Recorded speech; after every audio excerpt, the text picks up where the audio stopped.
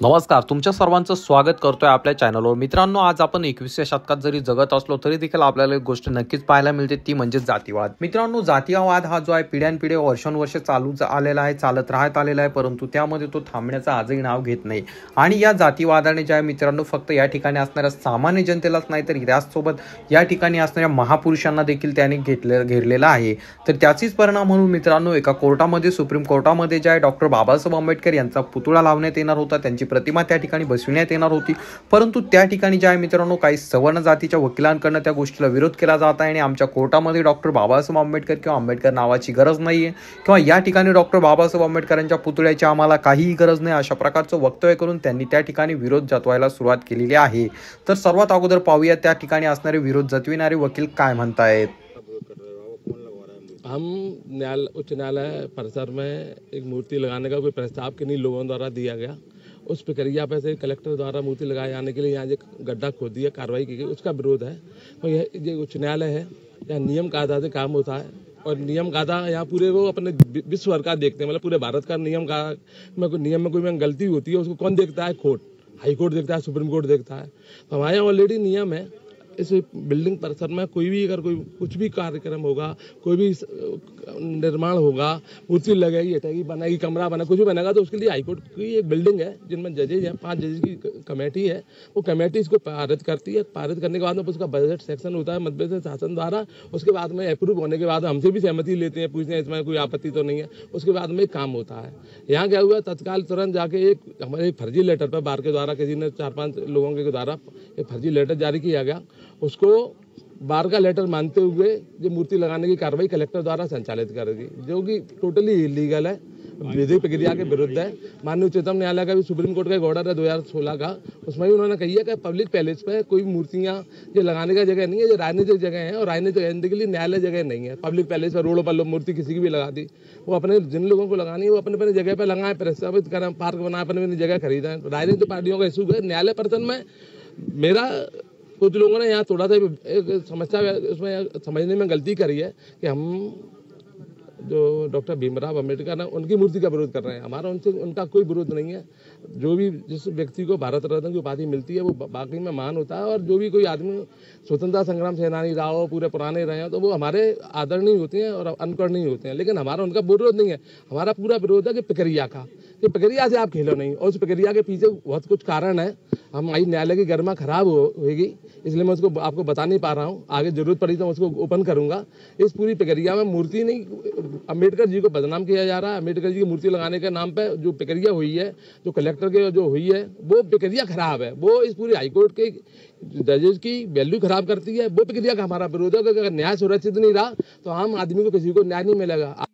तर मित्रांनो, तुम्ही त्यांचं म्हणणं ऐकून घेतलं। तुम्हाला कळलंच असेल की त्यांचं मत आहे की या ठिकाणी डॉक्टर बाबासाहेब आंबेडकर यांचा पुतळ्याची आम्हाला काही गरज नाही किंवा डॉक्टर बाबासाहेब आंबेडकर यांचा पुतळा जो आहे तो या ठिकाणी बसविण्यात येऊ नये, यासाठी त्यांनी जे आहे मित्रांनो अनेक प्रयत्न केले आहेत। तर मित्रांनो, सदरील प्रकरण जे आहे मित्रांनो मध्य प्रदेश हायकोर्ट ग्वालियर खंडपीठातील आहे। या ठिकाणी जे आहे मित्रांनो संविधान निर्माते डॉक्टर बाबासाहेब आंबेडकर यांची मूर्ती जी आहे त्या ठिकाणी लावण्यात येणार होती। बार असोसिएशनने जे आहे मित्रांनो या ठिकाणी मूर्ती लावण्यात यावी अशी मागणी केली होती, परंतु आता त्या ठिकाणी त्यांचे 2 गट पडले।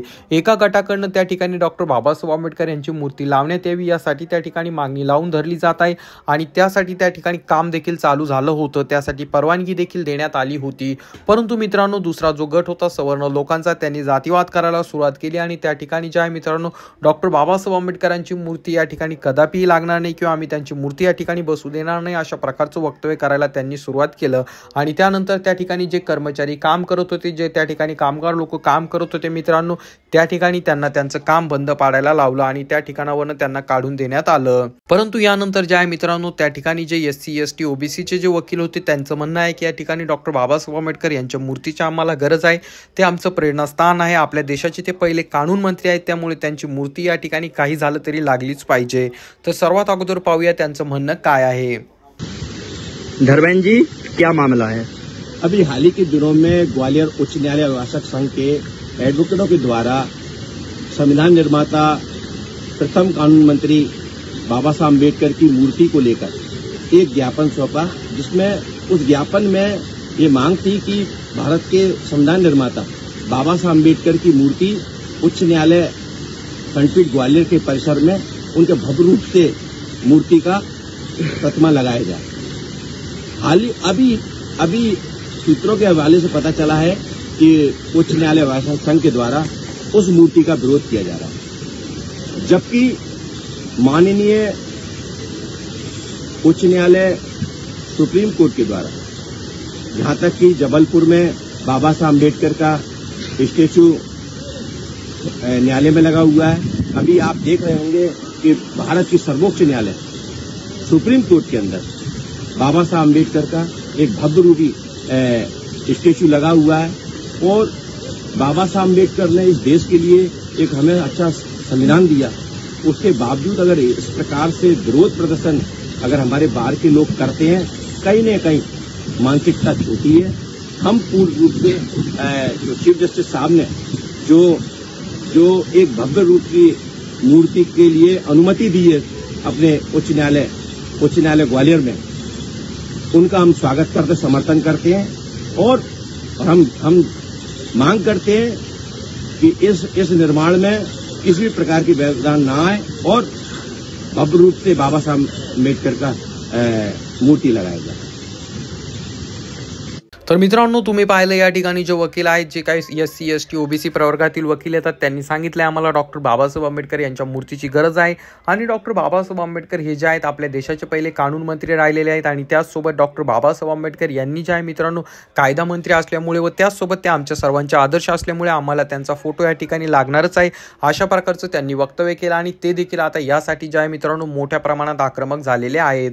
परंतु जे सवर्ण जातीचे वकील होते मित्रांनो, त्यांच्याकडनं स्वतःला लाल पट्ट्या बांधून त्यांनी जे आहे त्या ठिकाणी डॉक्टर बाबासाहेब आंबेडकर यांची मूर्ती लावूच देणार नाही किंवा या ठिकाणी त्यांची मूर्ती लागूच देणार नाही अशा प्रकारचं वक्तव्य करत त्यांनी विरोध करायला सुरुवात केलेली आहे।